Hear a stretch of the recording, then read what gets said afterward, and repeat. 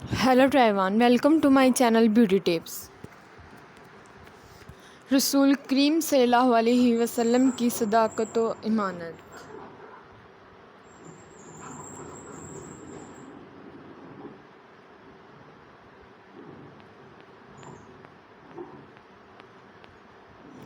ہمارے پیارے رسول حضرت محمد صلی اللہ علیہ وسلم کی ذات تمام خوبیوں کا مجموعہ تھی. آپ ہمیشہ بڑوں کا ادب کرتے، چھوٹوں پر شفقت فرماتے، خواتین کا احترام کرتے، ہر ایک سے حسن اخلاق سے پیش آتے.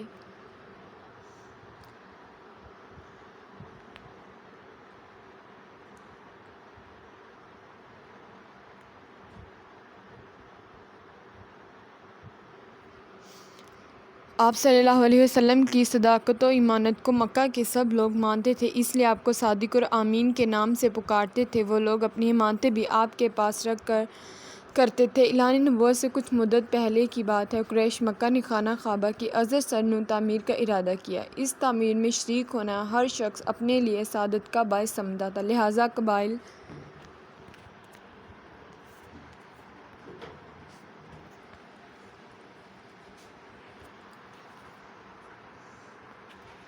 نے اس کی تعمیر میں بڑھ چڑھ کر حصہ لیا، حتیٰ کہ حجر اسود کو اٹھا کر اس کے مقام پر نصب کرنے کا مرحلہ عام پہنچا. ہر قبیلے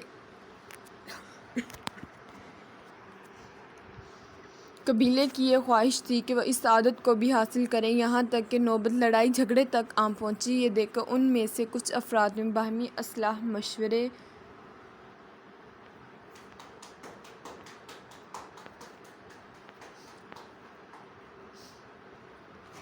سے یہ طے کیا کہ کل جو شخص سب سے پہلے بیت اللہ میں داخل ہوا اسے ثالث مان لیا جائے گا. اس کے فیصلے کو ہر شخص تسلیم کرے.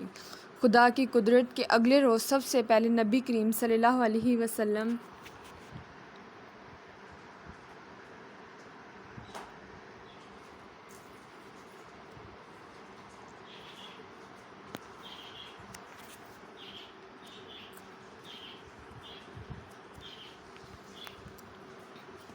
بیت اللہ شریف میں داخل ہوئے. آپ کو دیکھ کر وہ لوگ بے حد خوش ہوئے.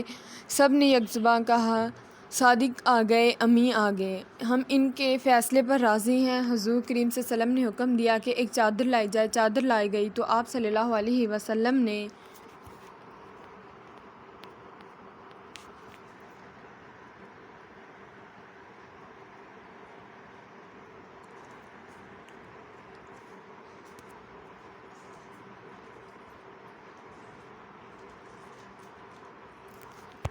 اسے زمین پر پھیلا دیا. حجر اسود کو اپنے ہاتھوں سے اٹھا کر اس پر رکھ دیا. پھر حکم دیا کہ ہر قبیلے کا سردار چادر کا کنارہ پکڑ کر اٹھائے. سب نے مل کر ایسا ہی کیا. آپ نے حجر اسود کو اپنے دست مبارک سے اٹھا کر اس کے مقام پر نصب فرما دیا. اس طرح تمام قبائل اس سعادت میں شریک ہو گئے.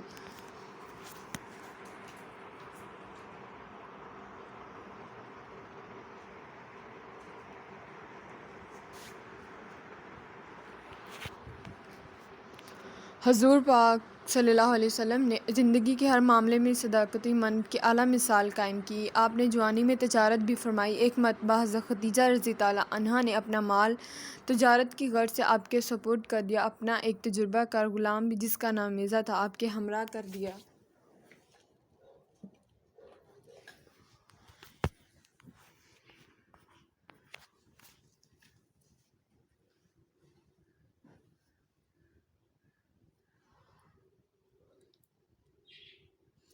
انہوں نے اس غلام کو ہدایت بھی کی کہ اس سفر کے دوران آپ کی تمام باتیں انہیں آ کر بتائیں. اس دوران میسا تجارت کے سلسلے میں آپ کی صداقت و دیانت کو دیکھا. واپس آ کر حضرت خدیجہ رضی اللہ عنہا سے اس کا ذکر کیا. حضرت خدیجہ رضی اللہ عنہا ان باتوں سے متاثر ہو کر حضور کریم صلی اللہ علیہ وسلم کو شادی کا پیغام بھیجا.